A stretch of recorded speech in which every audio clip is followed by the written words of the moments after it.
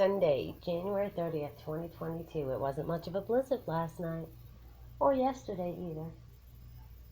But it's okay. It was a beautiful day. We got some pictures of the snow when it first started, but then it got too bitter cold and then it was like a wipeout, so I couldn't see anything. But I did decide to stay in my vehicle. And I did that purposely because I wanted to let y'all know. When it's negative degrees out here, you have no choice but to keep your vehicle going from time to time. You can't keep it going long.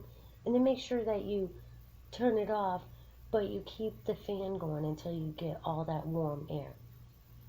By then, you've got it closed in for about 20 minutes, and by 20 minutes, definitely, I had that vehicle started again. And I can tell you, I'm up early, it's still daylight, waiting, okay? Because it's darker than a motherfucker out there. And it's cold, but not as cold as it was last night when I was sleeping in my vehicle.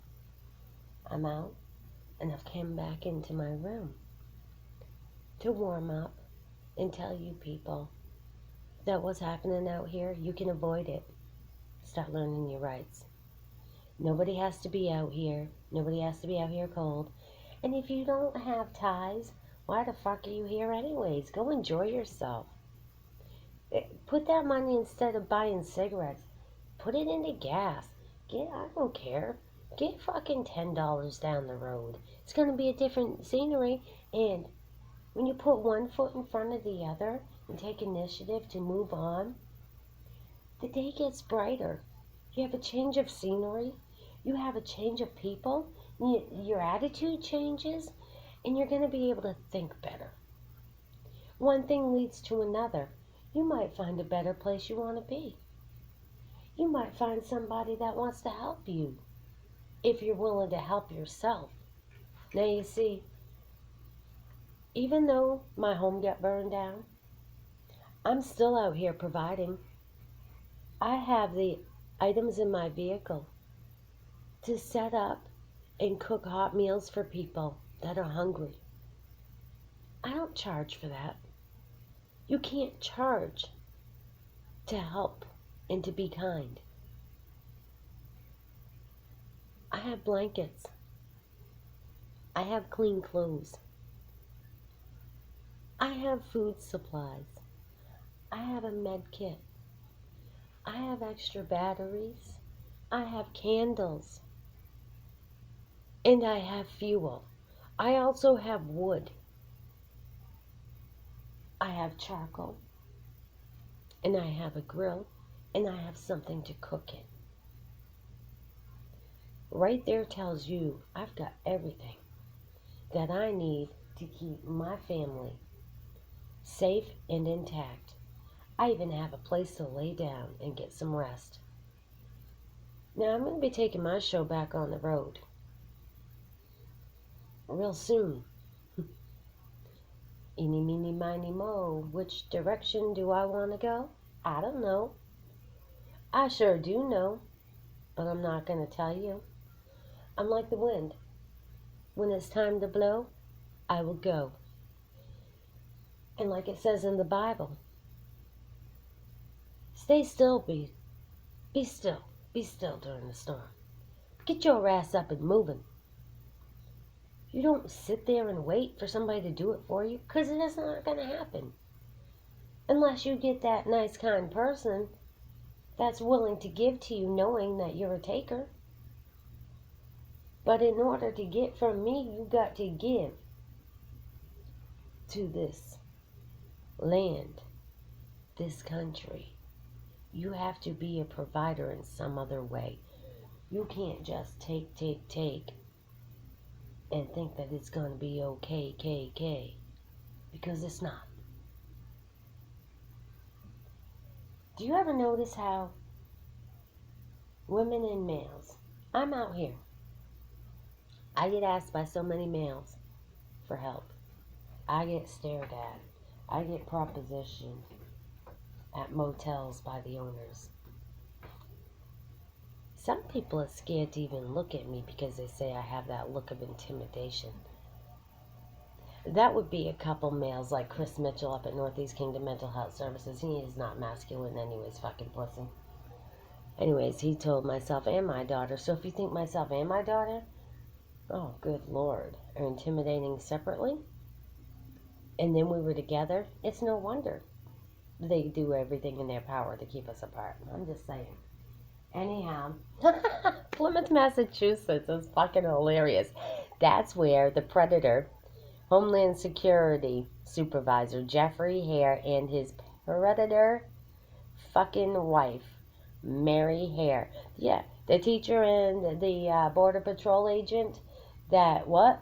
Sexually assaulted and lured my daughter. That's right, Jeffrey and Mary Hare. Anyways, the Plymouth, Massachusetts, they used to live in Island Pond. And of course, you know, right with me, I got all the paperwork to prove everything I say. Look up what happened to Massachusetts. Hell froze over. They got flooded. And they got a ton of fucking snow. That's in Plymouth, Massachusetts. I'm fucking laughing my ass off right now. You know why? Because I pray.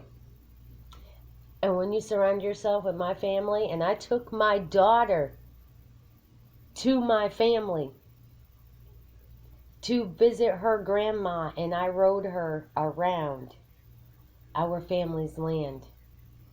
And they all know, don't tell me they don't know, my grandmother was a healer witch. And she rests her weary head in West Ennis, Massachusetts, in our family cemetery. And when we got there, you can ask Bree, she'll tell you. We drove around. It was like I couldn't even find the place. It was like I was in a strange area, but I wasn't. I was on my family's land. And I had to ask strangers, which were only friends that I hadn't met yet. And we made friends out of asking those strangers, can you tell me where my grandma is? And they looked it up, and I kept on telling them, no, that can't be it, that can't be it. Well, one lady, she said she was going back to her office, and she did. And looked me up, and she did. And then the other lady took me right to my grandma. And me and Brie, and Gypsy and Jesus. Jesus jumped out of the car, and he went over and sat in Grandma's bushes. Brianna was able to grab him. He just sat there waiting on her. But just think, after all of what they did to my daughter, and they're doing to my daughter, and my grandson, and myself, and then I got there, and we went and we visited Grandma. And I took her to the beaches. And then 2 weeks later, prayers work, and don't fucking tell me they don't. Because Massachusetts is underwater, hell froze over, and I'm going back to D.C. to meet with another.